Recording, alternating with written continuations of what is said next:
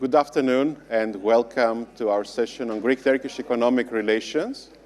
My name is Ioannis Grigoriadis. I'm an associate professor, Jean Monnet Chair of European Studies at Bilkent University in Ankara. And I'm also a senior fellow and head of the Turkey program at the Hellenic Foundation for European Foreign Policy, ELIAMEP. I'm pleased to be joined today by Bedii Yücaoğlu, who is a board member of Turkey's Industrialist Association, TÜSİAD, and he's going to share his thoughts with us today on Turkey's Greek-Turkish economic relations. Greek-Turkish economic relations have been a victim of the political disputes of the two sides. For decades, the two sides have been disputing over maritime zone sovereignty, the Cyprus issue, minority rights. And this, of course, hasn't created an opportunity for the development of economic relations between the two sides, which, of course, means, on the other side, that there is a potential. So we have today with us a person who is best equipped to give us information of where we are and how this relationship can be transformed in a way that can potentially help the two countries resolve their diplomatic and political disputes as well. So, John, the floor is yours. Thank you. Thank you very much. It's great to be here. The late Turkish president, Süleyman Demirel, is attributed with an anecdote. When asked how Turkey is doing with one word, he says, good. And then they ask him, how would you describe how Turkey is doing with two words? He says, not good. I think this anecdote summarizes my feelings about the Turkish-Greek economic relations. Last year, the bilateral trade hit $5.8 billion, and that was a record. So on the surface, things look good. However, putting things in perspective, according to IMF data, last year, the Turkish economy surpassed 1 trillion in GDP, and the Greek GDP was around 240 billion. And when we look at the bilateral trade and how much of the total trade that accounts in, the bilateral trade between Turkey and Greece accounts for about 1% of Turkish trade and about 4% of Greek trade. Furthermore, our trade story is not a story of value-added goods feeding the integrated supply chains. We are actually selling each other things like petroleum products, raw cotton, and aluminum. And when we look at the investment flows, we see that the stock of investment by Greek companies in Turkey are about $6 billion, mostly focusing in packaging, agricultural sectors, fisheries, and tourism and construction materials. On the other side, the Turkish investments in Greece are barely reaching 1 billion, with Turks investing mostly in Greek real estate and in tourism assets. The high point for the cross-border investments between our countries was in 2006, when National Bank of Greece acquired Finansbank for $6 billion. And at the time, it was a controversial investment that was criticized by hardliners in both countries, but it ended up saving MBG in the aftermath of the 2008 financial crisis.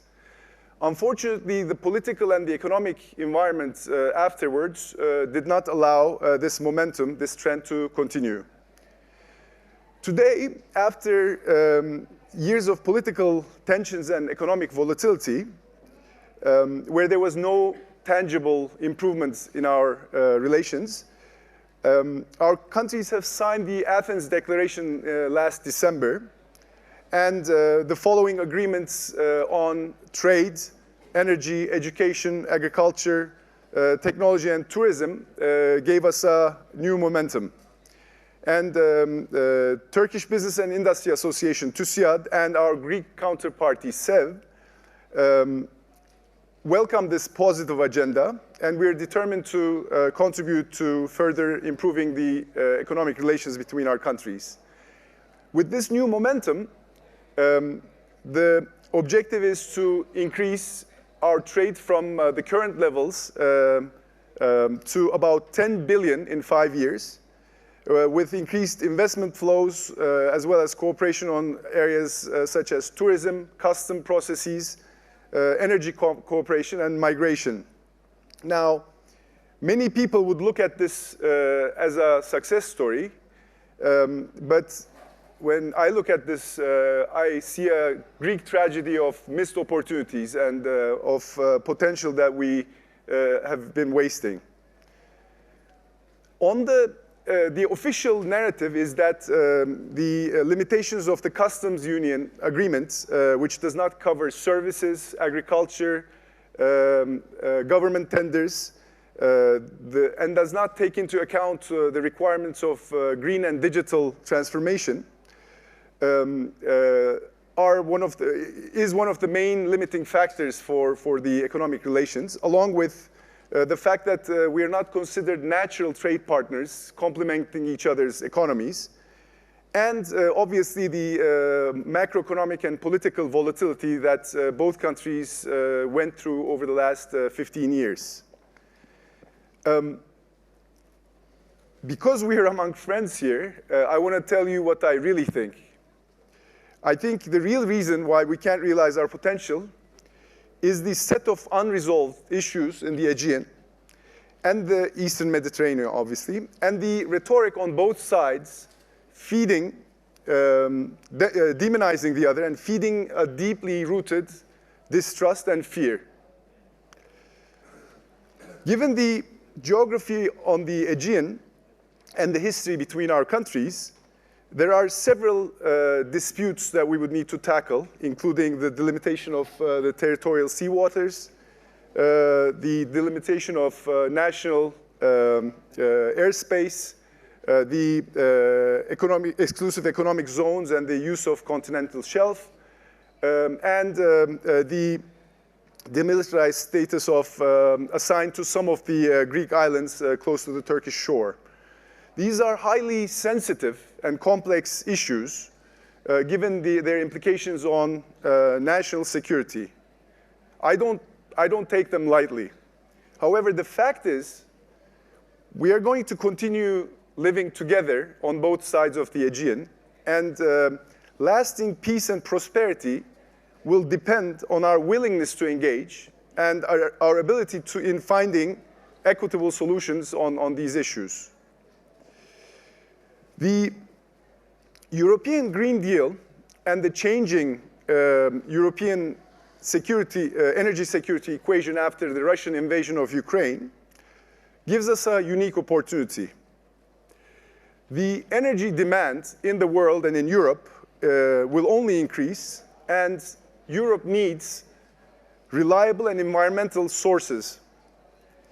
Today, without any coordination on either side of the Aegean, renewable electricity generation capacity in Greece is around 14 gigawatts, accounting for about 50% of the electricity mix in Greece.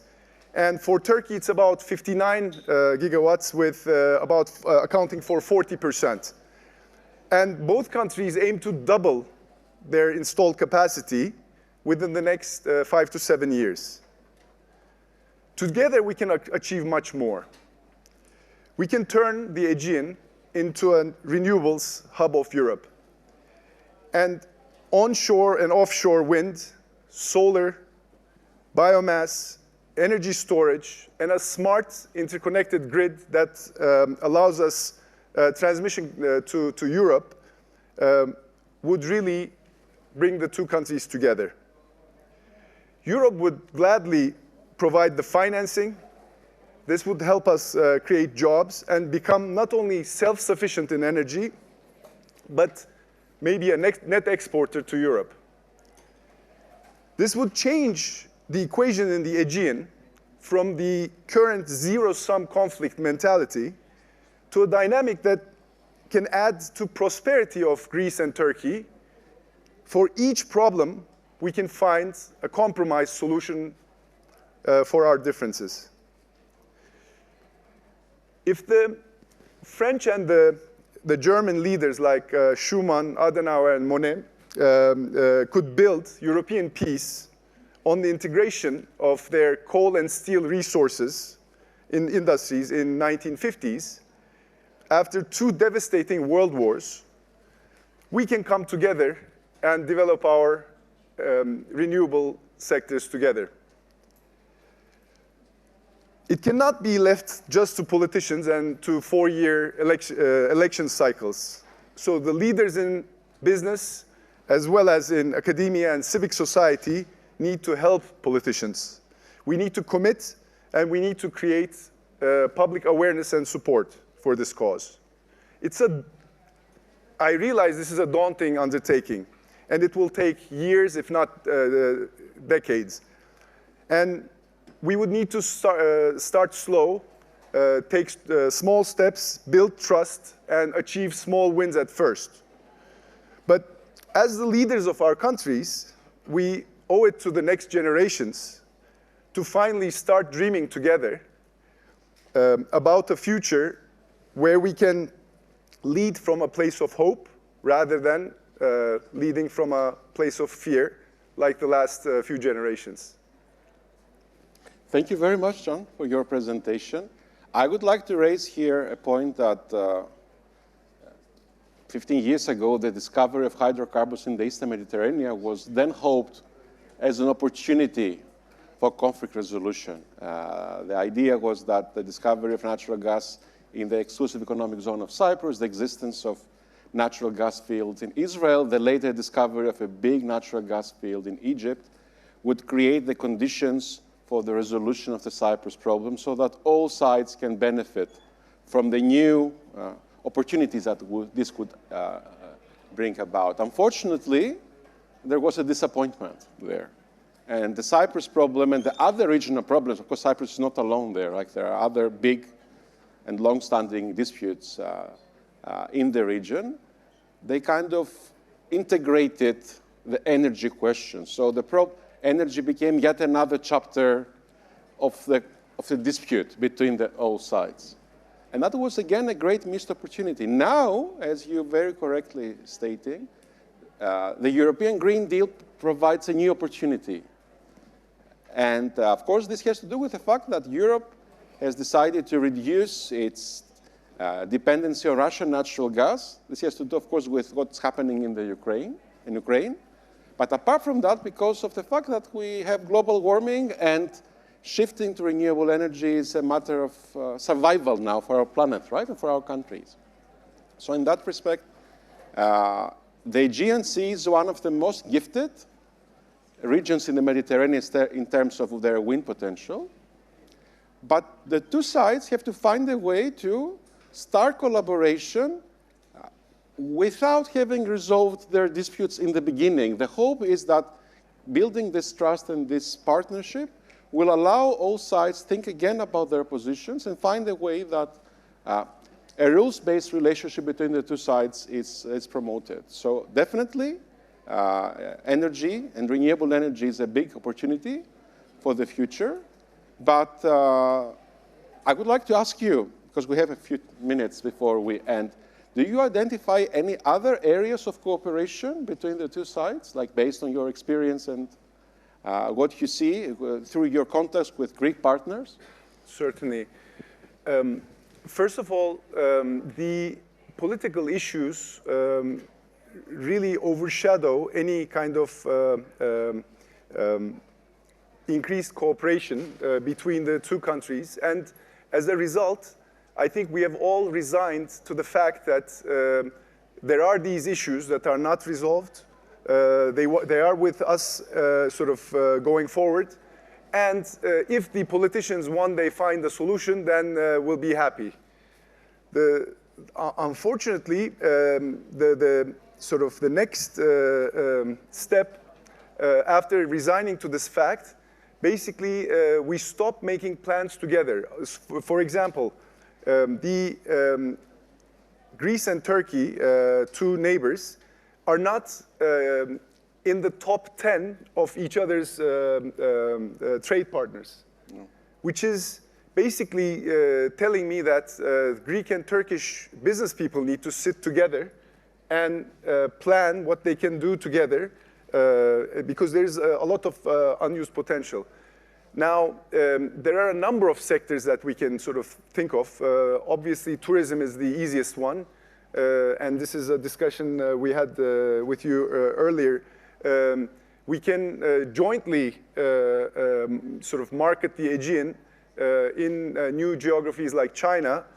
We can jointly plan how to provide the best experience to the tourists coming to our sort of part of the world. But I think the opportunities are in all sectors. It's just that this veil of political, the weight of these political issues basically create a barrier for all of us. What we need to make sure is there needs to be engagement across all segments of society. We cannot leave this to just politicians when they need it, when they really sort of have to sort of get some positive wind in their sails. They engage with each other and then they just stop this. We need to have the engagement at the levels of business, academia. We need to have student exchanges. We need to have a lot more interactions because it's only through these interactions that we will create a shift in the popular opinion. I have never had a case where I sat down with sort of our Greek friends, had dinner, and had a bad experience. And I can, I don't know if Angelina is still here, but I would much rather have a dinner with a Greek friend than our sort of Northern European friends. So I'm sorry to tell them, because we are very similar. We basically, there are more similarities than sort of we can find with anyone else, except this sort of constant propaganda about fear, about the other sort of party, the distrust, that is not allowing us to sort of explore each other or get to know each other better. And this is, and as the leaders of two societies, we need to make sure that we have more exchanges, that the average person on the street has a clearer picture as to what the other country is and is not. Thank you very much. Let me conclude with an optimistic point here. When the sale of Finansbank to MBG was discussed, there was a lot of discussion and a lot of fear-mongering in Greece. I remember what the headlines were saying about how bad a decision that Takis Arapoglou then was making, who was the CEO of MBG. And there were these negotiations with Hüsnü Özyeğin, the then owner of Finansbank. And there was even some sort of backlash in the Turkish media. There was another planned takeover of Alternatif Bank by the Alpha Bank, which was kind of canceled. So there was some reaction, but this turned out to be a very, very smart business decision. In a few years, MBG sold the bank to a Qatari sort of company and made billions of euros, which happened to be very important because that was the time when Greece was entering its financial crisis, and the Greek banking sector, of course, was getting a lot of pressure. So that was a brave decision that paid off, and hopefully Greek and Turkish entrepreneurs are willing to take such decisions again and help restructure the relationship, both on the economic and on the diplomatic level. So thank you very much, John, for your presentation, and thank you very much for your attention.